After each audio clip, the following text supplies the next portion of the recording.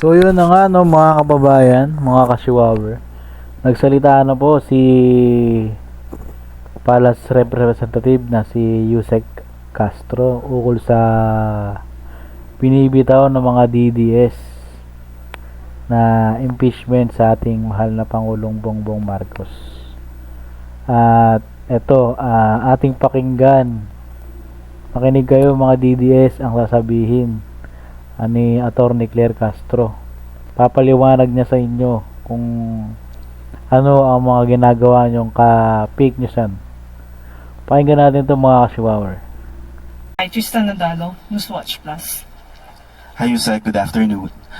Yusek, Palace has released its initial reaction on the alleged impeachment complaint against President Bongbong Marcos. Siguro po, has he been made aware of these moves, and how ready is he to face claims of betrayal of public trust kung umabot man po sa impeachment complaint talaga? Wala pa nga yung complaint, paano makakapag-ready ang Pangulo? Babasahin muna kung meron mang complaint. At di umano, ito yung nakita na rin natin sa balita, na di umano na may lumapit sa isang mambabatas na mga supporters ng isang politician. So, at mukhang sila ay mga miyembro ng DDS. Okay? So, sa mga supporters po ng Vice Presidente na nagnanais po na magsampa ng impeachment complaint, mas maganda po siguro bago magturo at tumingin sa iba, tulungan muna nila ang idolo nila. Unang-una dahil ang usapin dito, ang impeachment complaint ay hindi ito pang media lamang. Hindi ito panakot lamang. Mas maganda po na masagot ang mga issue dahil sinasabi nila ang paglalabas di umano ng balak ng mga supporter ng mga Duterte na magsampa ng impeachment. Sinasabi ng iba, ito para makaiwas di umano ang Vice Presidente sa mga isyung paglustay at mga di umanong pagtanggap ng pondo, milyong-milyong pondo mula sa mga drug lords. So mas magandang masagot po yan.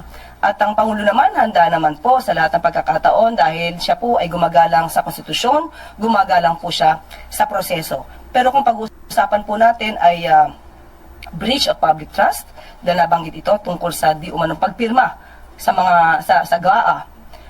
Ang Pangulo po, unang-una, hindi po siya nagnakaw ng pera. Pangalawa, siya po ang nagpapaimbestiga sa mga maaanumalyang flood control projects at maaaring naging sanhi ng korupsyon. Pangatlo, wala po siyang Mary Grace Piatos.